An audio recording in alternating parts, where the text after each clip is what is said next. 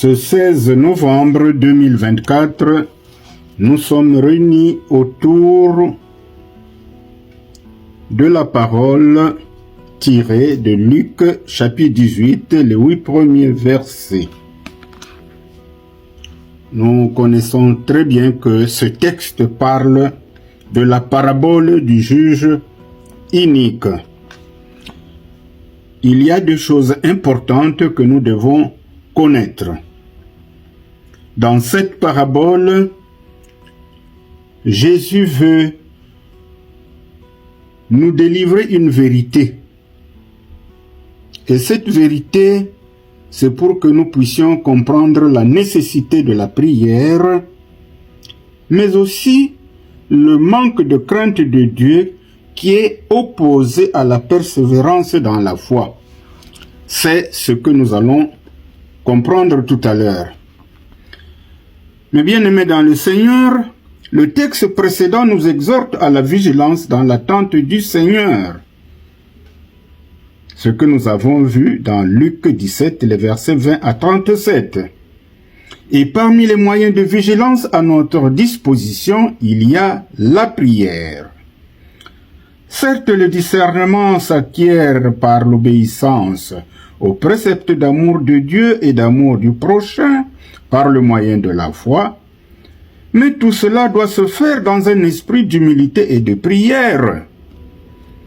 Le thème donc de ce texte que nous pouvons finalement intituler « La prière persévérante ». L'environnement où nous vivons sur terre est plein de dangers de toutes sortes. L'Église et chaque âme chrétienne font constamment face au combat spirituel. La position des chrétiens dans le monde leur fait éprouver en tout temps ce pressant besoin de prière. Sans la prière, le croyant serait semblable à cette veuve dépourvue de toute protection. Alors essayons de comprendre pourquoi il y a manque de crainte de Dieu, de ce juge, et en opposition, il y a la persévérance dans la prière de cette veuve. La parabole nous dit clairement que le juge n'a aucune crainte de Dieu et de plus n'a d'égard pour personne et donc sera sans conscience et sans cœur dans ses procédés de jugement. En face de ce juge, une veuve affligée dans ses affections, les plus intimes bien sûr, et en plus opprimée par le juge.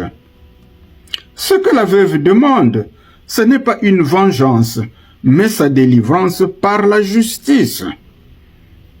Alors nous verrons que, en conclusion,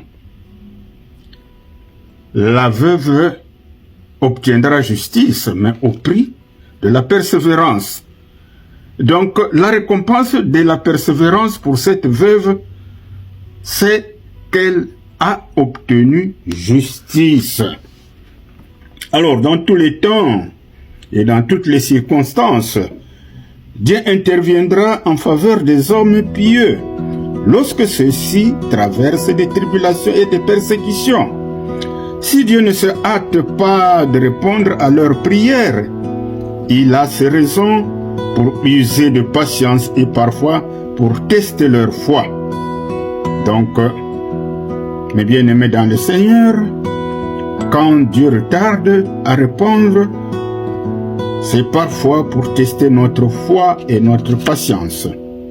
Et donc le chrétien que je suis, je dois être conscient que certaines épreuves durent longtemps afin de produire dans mon cœur la repentance et parfois la purification. Et aussi former en moi les caractères moraux qui conviennent au royaume des cieux. C'est à travers les épreuves que Dieu nous forme à nous réapproprier son image défigurée par le péché. Ainsi, les fidèles de Christ que nous sommes avons à traverser des tribulations. Mais au moment voulu de Dieu, il sera toujours là pour nous délivrer. lui, le juge suprême, dans les cieux et sur la terre. Alors, finalement, que retenir de ce texte? Alors, il nous faut toujours prier et ne pas nous lasser. Donc, prions sans cesse. C'est ce que nous recommande la parole de Dieu. C'est là la première chose à retenir pour nous. Nous devons prier sans cesse. La deuxième chose, nous avons à connaître que Dieu n'agit pas quand nous le voudrions. Nous devons nous confier en lui, sachant qu'il a des bonnes raisons pour ne pas intervenir dès la première demande, parce qu'il travaille en vue de notre bonheur éternel. C'est ce que nous dit 2 Corinthiens, chapitre 4, les versets 17 à 18. De plus, sachant que toute chose concourt au bien de ceux qui aiment Dieu, confère Romains 8, 26 à 28. En attendant donc le retour du Seigneur, prions sans trêve et avec l'intelligence que Dieu nous donne. Mes bien-aimés dans le Seigneur, voilà ce que nous avions voulu partager avec vous. Continuez à y réfléchir et que le Seigneur vous conduise. Amen.